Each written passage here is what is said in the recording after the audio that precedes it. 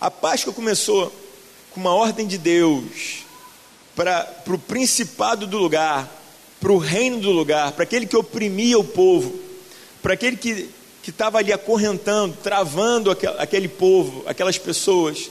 Uma ordem da parte de Deus dizendo: olha, deixa o meu povo, o povo que eu estou escolhendo, o povo que eu estou separando, o povo que eu estou chamando pelo meu nome, deixa esse povo ir, para que venha celebrar uma festa no meu nome. E Moisés foi enviado por Deus para começar a promover essa libertação. E a água chegou.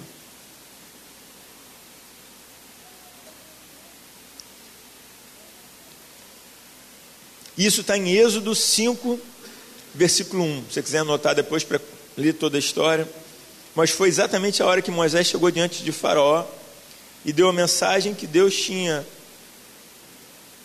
assegurado, tinha compartilhado com ele para que ele levasse ao líder daquele lugar, ao Faraó, ao opressor. Os israelitas então tinham esse chamado de sair. E praga após praga, você deve ter visto isso em algum filme, ou então espero que tenha lido na Bíblia. Teve a praga dos gafanhotos, a praga dos piolhos, a praga quando o rio Nilo virou sangue. Teve a praga que caiu pedra do céu, chuva de granizo. Eu também peguei essa semana a praga da chuva de granizo, que eu perdi até o voo. Teve um monte de praga lá.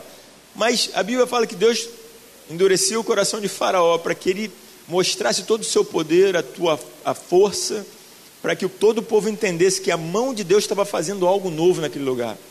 Então, existem vezes na sua vida, e essa história ela ministra para a gente, que pode ser que aconteça, que as coisas fiquem difíceis para o seu lado. Mais uma vez, eu não estou rogando praga, Deus me livre de fazer isso. Mas às vezes é para que você entenda que a mão do Senhor precisa agir na sua direção, que o milagre de Deus precisa ser extraordinário, para que você entenda que foi Ele que fez, para que a glória seja dada para Ele. Porque se fosse uma coisinha boba, se fosse fácil, eu ia falar assim: foi mérito de Moisés, que era um cara que de repente era um bom político, ou então soube falar as palavras certas.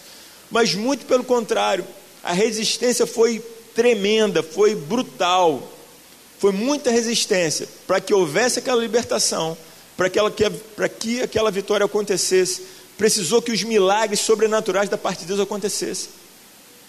Então, se for preciso, você está me ouvindo, igreja? Se for preciso para você entender que Deus é Deus na sua vida, para promover algum nível de libertação, as coisas apertarem, as coisas entrarem num nível de dificuldade, para que depois Deus entre com a mão dele e faça um milagre, Deus vai fazer. Mas o importante é que no final a vitória é sua. Você crê nisso? Então dê um aplauso ao Senhor, querido.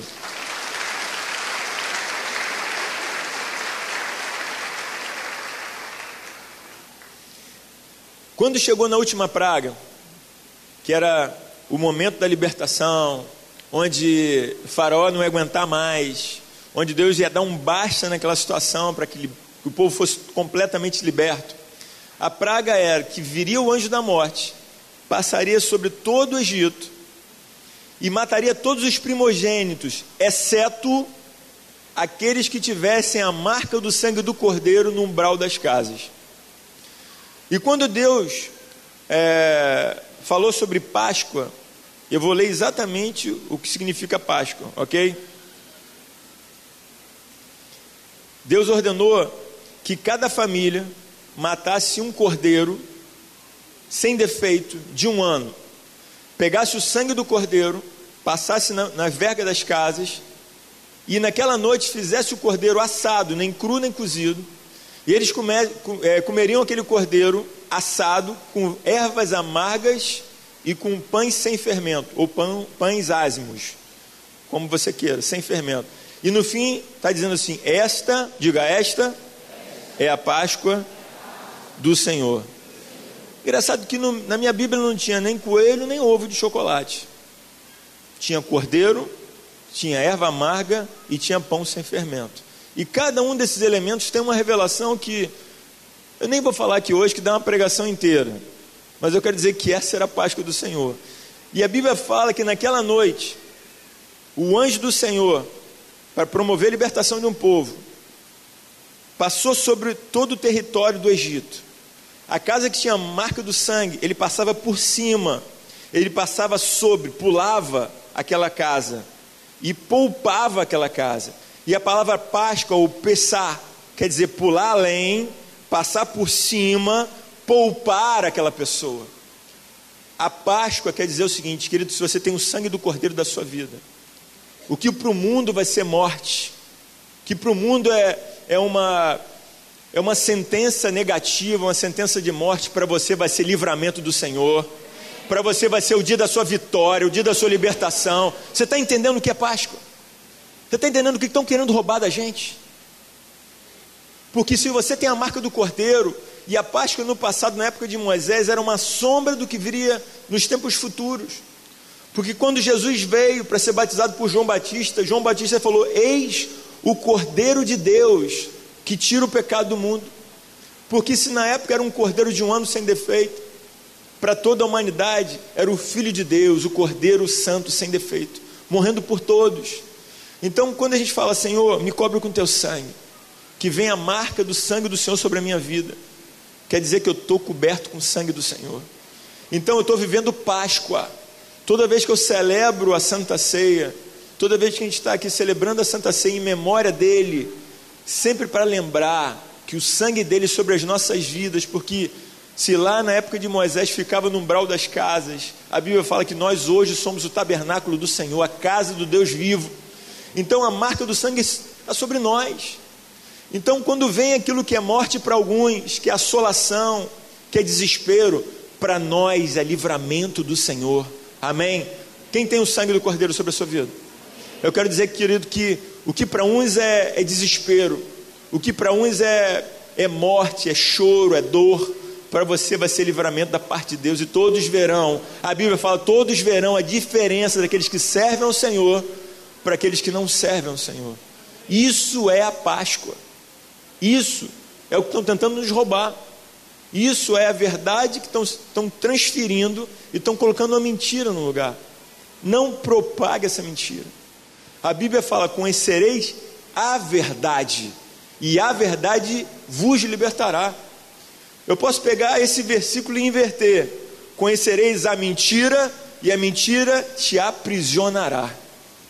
E agora eu não sei o que você vai fazer com o que você está ouvindo, se você quer prisão ou liberdade, se você quer mentira ou quer verdade, se você quer revelação de Deus ou uma historinha do comércio. Eu não sei qual que você vai abraçar, mas eu estou dizendo que você está na igreja do Deus vivo, que se prega a verdade. Eu sou o pastor do Senhor, eu não posso te contar uma mentira. Eu conheci essa verdade faz uns 10, 15 anos. Eu confesso para você que no início foi difícil romper, porque havia um ensinamento de gerações. Minha mãe fazia isso, meus pais faziam isso, a família da minha esposa também vivia Páscoa, coelho, ovinho. O ovo é gostoso, chocolate, eu adoro chocolate. Foi difícil no início. Inclusive Jesus libera uma palavra para alguns homens, que ele diz mais ou menos assim, ó: por causa das vossas tradições, vocês invalidam os meus mandamentos. Então, eu creio que esse é o caso. Uma tradição humana, tradição de repente lá de 20, 30, 40 anos, a gente invalidando o mandamento eterno de Deus. Algo da parte de Deus para nos ministrar, para ministrar libertação, para ministrar cura, salvação e esperança para muitas pessoas. Tá a gente ali preocupado com chocolate, coelhinho e ovinho. Aí você está pensando: o que eu vou fazer com aquele ovo que está lá em casa, né? Meu irmão, está na sua casa, na minha que não está, ainda bem. Aí você ora a Deus e vê o que você faz com ele, meu irmão. Ok? Eu nem vou nem dar ideia aqui. Estou fora. É você e Deus. Eu falo a verdade, você pega a verdade e faça bom uso dela. Ok? Aí é contigo mesmo. Se você estiver desconfiando das minhas palavras, você vai lá na Bíblia, bota, na Bíblia não, na Bíblia também, mas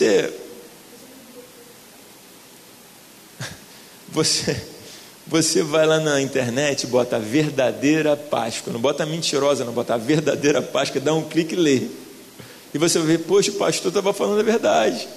E eu estava acreditando na mentira. E aí, você pode falar assim: poxa, mas a mentirinha só, uma bobaginha de nada, uma bobagem, né? Aí você vai lá, em Provérbios fala assim: como louco que atira flechas de fogo por onde quer que ele ande. É aquele homem que mente e diz: fiz isso por brincadeira. Provérbios, vai lá e lê. Onde está eu não sei, mas se você ler, você vai achar. Você lê um por dia que você vai encontrar. Exatamente como eu te falei aqui. Como louco que atira flechas de fogo por onde quer que ande. Assim é aquele homem que mente e diz isso: fiz por brincadeira. Brincadeirinha. É loucura. A gente não tem noção de que uma quebra de mandamento, uma mentira liberada, pode ocasionar na frente. Amém? Por isso, o nosso Deus dizia: eu sou o caminho, eu sou e a vida. Ele não falou: eu sou o caminho, a mentira. E ele ainda disse ainda que a mentira tinha um pai, que eu nem vou falar o nome. Eu vou falar assim. Jesus falou: o pai da mentira é Satanás, nunca foi firmado na verdade. Ele é o pai da mentira.